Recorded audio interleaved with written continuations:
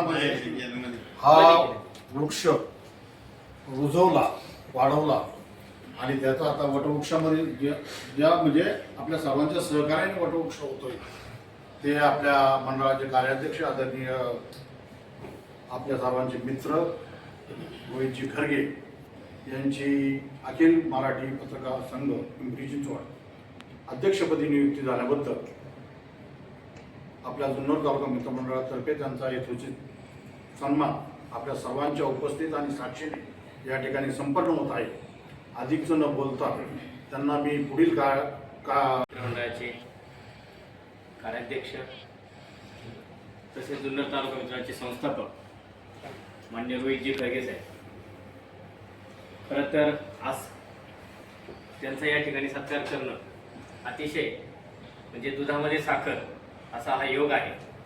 कारण रोहितजी खरगेंनी ज्या ज्या ठिकाणी कामं केली त्या ठिकाणी ते त्यामध्ये सर्वस्व यशस्वी झालेले असेल। या विषयामध्ये त्यांनी आपला हात खंडा केला आणि आज त्यांची पत्रकारितेच्या अध्यक्षपदी निवड झाली। मराठा पत्रकार संघाच्या अध्यक्षपदी रोहित खरगे साहेबांची निवड झाली। अतिशय वाखाणण्याजोगी गोष्ट आहे।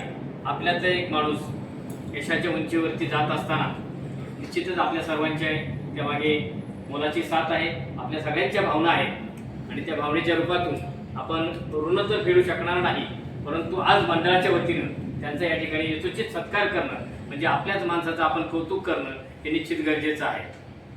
पवार साहेबांच्या नेहमी भाषणात असंच असायचं की ते ज्या ज्याला जिथे इथं भाषण करायचे तेव्हा ते पहिला आपला माणूस यायचे, अरे माझा माणूस कोण आहे, अगदी त्या पद्धतीनं म्हणजे हे उदाहरण योगीजी देतात, आज मी दिले। तर तशा पद्धतीनं आज रोहितजी खरगे साहेबांची निश्चितपणे चांगल्या प्रकारची निवड झालेली आहे। मी आपल्या सर्वांच्या वतीनं जुन्नर तालुका मित्रमंडळाच्या वतीनं त्यांना या ठिकाणी शुभेच्छा देतो। आपण सर्वांनी त्यांच्या टाळ्या वाजून या ठिकाणी स्वागत करायचे। धन्यवाद। मंडळाचे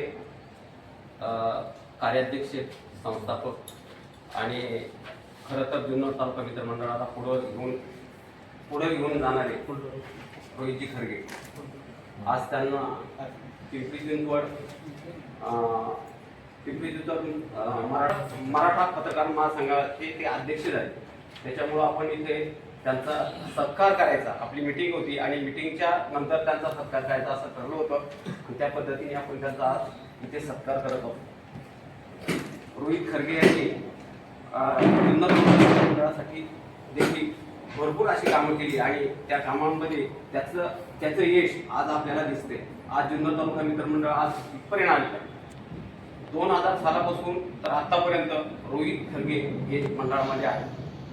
त्यांनी पत्रकार आज त्यांचाही हरारा न्यूज चॅनल आहे आणि तोही ते पाहतात। तर मी त्यांना अध्यक्ष झाले त्याबद्दल मी जुन्नर तालुका मित्रमंडळाच्या वतीनं सर्व पदाधिकारी, कार्यकारिणी सदस्य यांच्या वतीने त्यांचा आज सन्मान करत आहोत। आपण सर्व सन्मान करू आणि त्यांच्या पुढील वाटचालीसाठी शुभेच्छा देऊ व थांबू।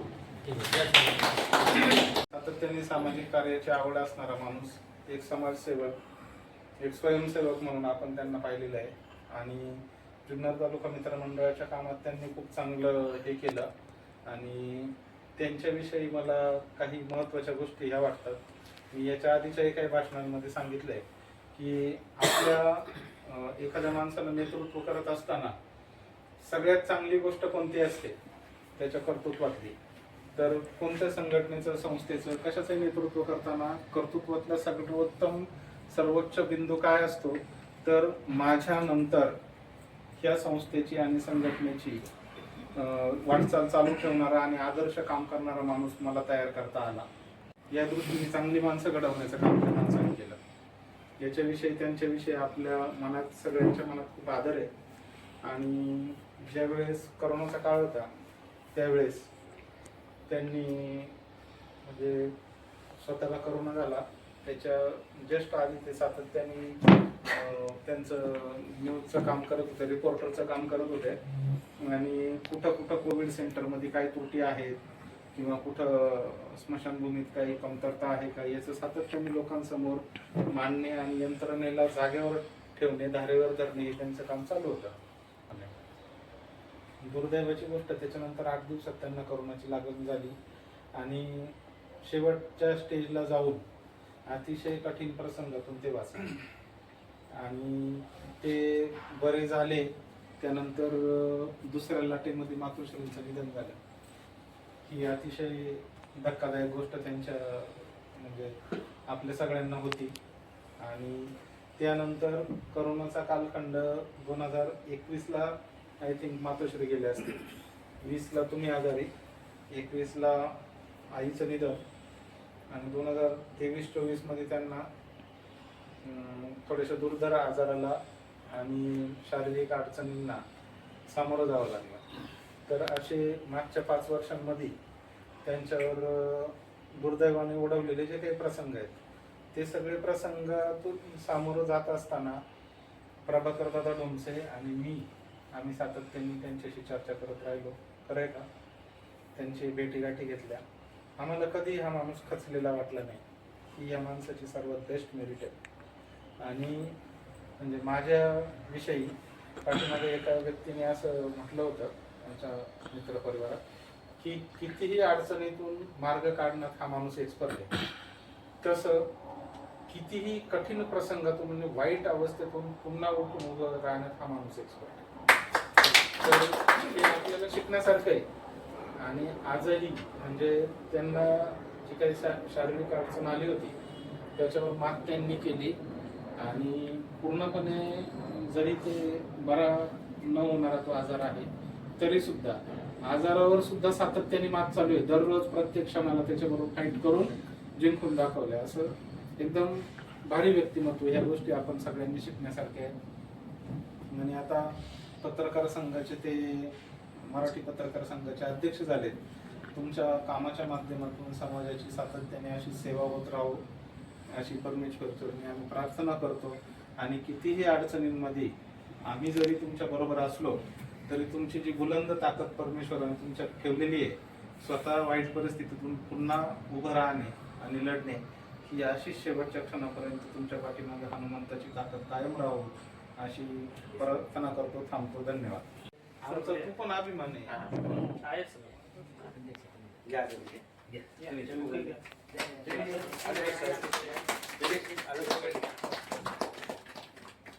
तिकडे बघा सगळे जण येतात का सगळे दादा?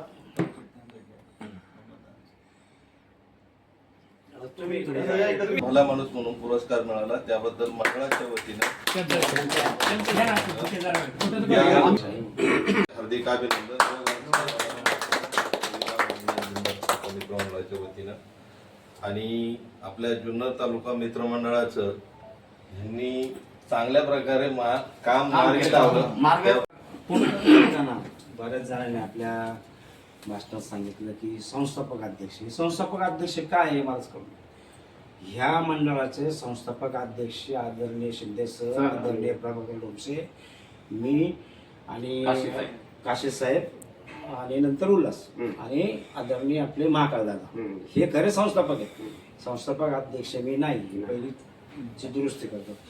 आणि योगेश भाऊ म्हटले की या माणसाने अगदी म्हणजे कुठल्या प्रसंगाला माणूस जेव्हा सामोरं जातो की समाजात जेव्हा जो माणूस असतो ना तो कुठल्या प्रसंगाला सामोरं जातो. ज्यावेळी तुमच्यासारखे असे असंख्य मित्र ज्यावेळी पाठीशी असतात त्यावेळी माणसाला कसलीच भीती किंवा कसलीच तमा नसते, कसलीच. त्यामुळं कितीही संकट येऊ द्या, तुमच्यासारखे मित्र ह्या शहरातले असंख्य मित्र आहेत तुमच्याप्रमाणेच, परंतु हे एकदम घरचं आहे.